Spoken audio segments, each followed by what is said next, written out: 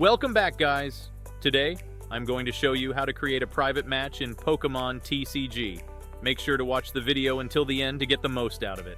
So, first, open your game on your mobile, and once the homepage loads, just click on the Battle option below, next to the 3 bars.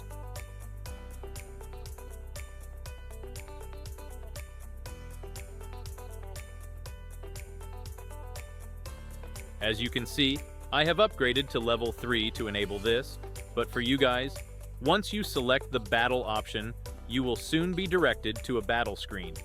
Then select Solo if you want to play solo. Afterward, there are 2 options.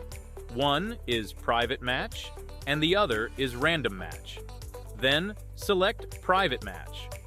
Pokemon itself creates a link for your private match that you can use to send to your friends. So that is it for this video. Don't forget to like and subscribe for more daily solutions. See you in the next one.